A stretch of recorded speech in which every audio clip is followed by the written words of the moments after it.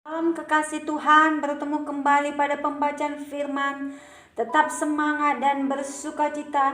Semoga Bapak Ibu sehat selalu dalam lindungan Tuhan. Sebelum membaca firman, kita berdoa terlebih dahulu. Bapa yang bertata dalam kerajaan surga, kami datang sujud menyembah Engkau, Juru Selamat pribadi kami. Tiada kekuatan dunia yang kami andalkan, hanya kekuatan surga yang kami minta turun melingkupi kami. Urapi kami Roh Kudus dengan seluruh pendengar yang mendengarkan firman-Mu. Terangi hati dan pikiran kami saat membaca firman-Mu. Kami mulai pembacaan firman ini hanya di dalam nama Tuhan Yesus yang maha dahsyat. Haleluya. Amin. Kejadian 42. Saudara-saudara Yusuf pergi ke Mesir. Setelah Yakub mendapat kabar bahwa ada gandum di Mesir, berkatalah ia kepada anak-anaknya, "Mengapa kamu berpandang-pandangan saja?" Lagi katanya, "Telah kudengar bahwa ada gandum di Mesir. Pergilah ke sana dan belilah gandum di sana untuk kita, supaya kita tetap hidup dan jangan mati."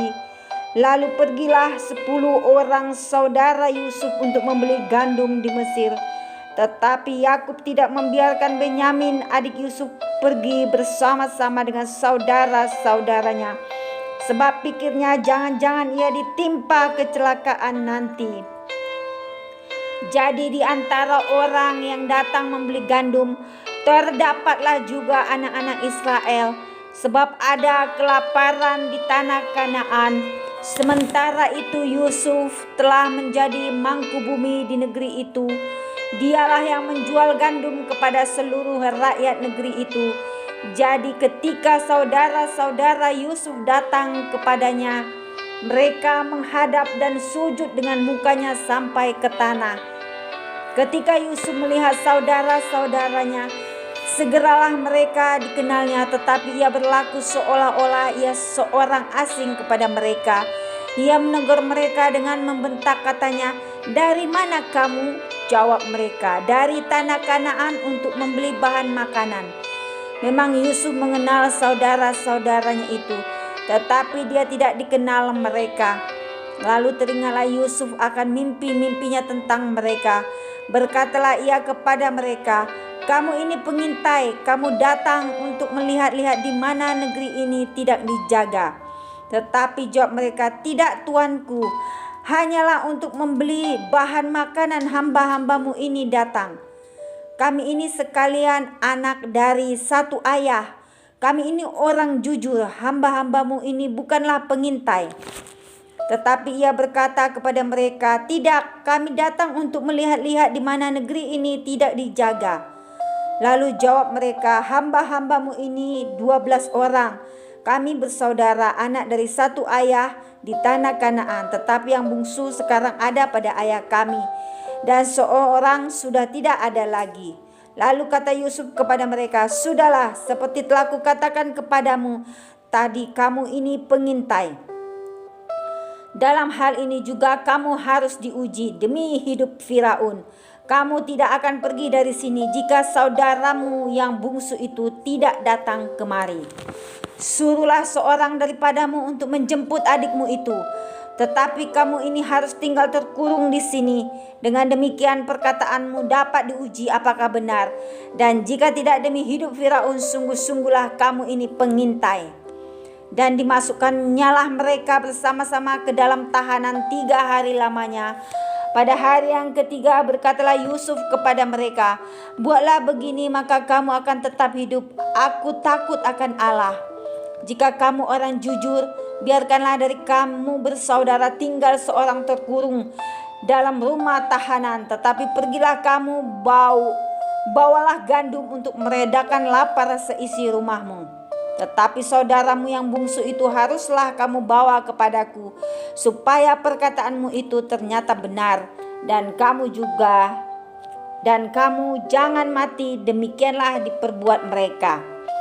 Mereka berkata seorang kepada yang lain, "Betul-betullah kita menanggung akibat dosa kita terhadap adik kita itu. Bukankah kita melihat bagaimana sesak hatinya? ketika ia memohon belas kasihan kepada kita, tetapi kita tidak mendengarkan permohonannya. Itulah sebabnya kesesakan ini menimpa kita." Lalu Ruben menjawab mereka, "Bukankah dahulu kukatakan kepadamu, janganlah kamu berbuat dosa terhadap anak itu?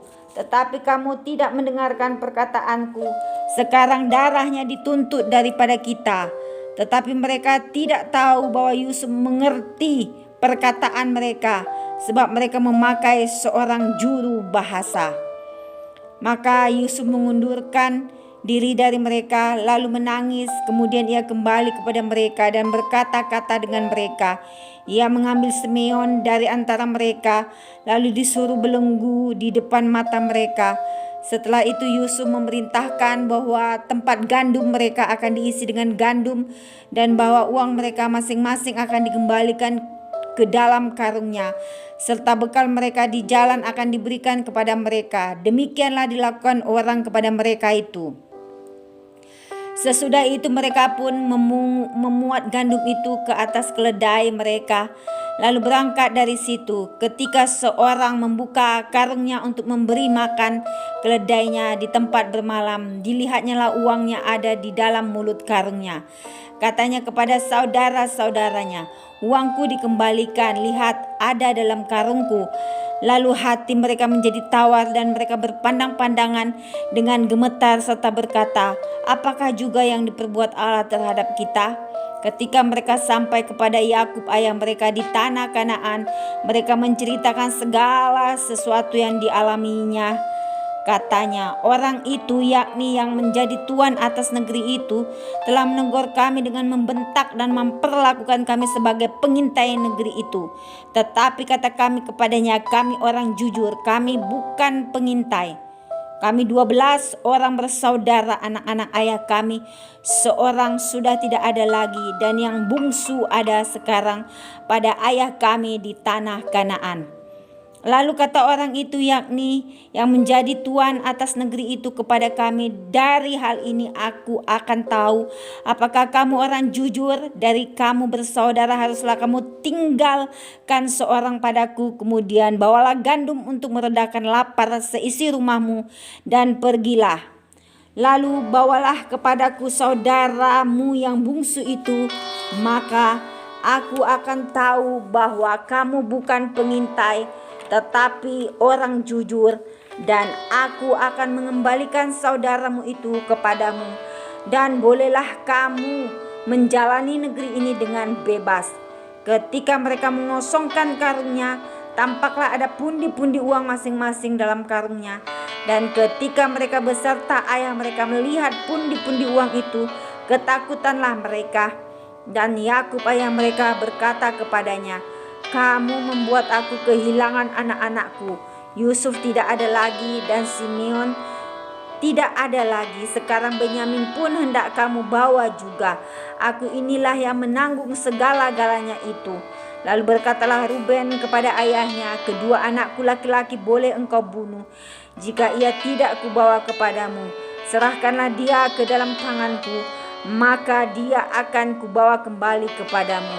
Tetapi jawabnya, "Anakku itu tidak akan pergi ke sana bersama-samamu dengan kamu, sebab katanya telah mati, dan hanya dialah yang tinggal. Jika dia ditimpa kecelakaan di jalan yang akan kamu tempuh, maka tentulah kamu akan menyebabkan aku yang ubanan ini turun ke dunia orang mati karena duka cita." Amin. Terpujilah Engkau Tuhan Allah yang maha dahsyat, maha baik. Terima kasih kami sudah memperdengarkan dan mendengarkan firman-Mu hari ini.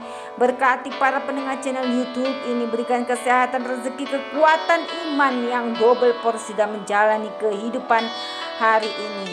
Terima kasih Tuhan, Engkau Allah El Shaddai, Allah yang menyediakan, Allah yang menerobos segala rintangan di depan kami seperti air menerobos. Haleluya.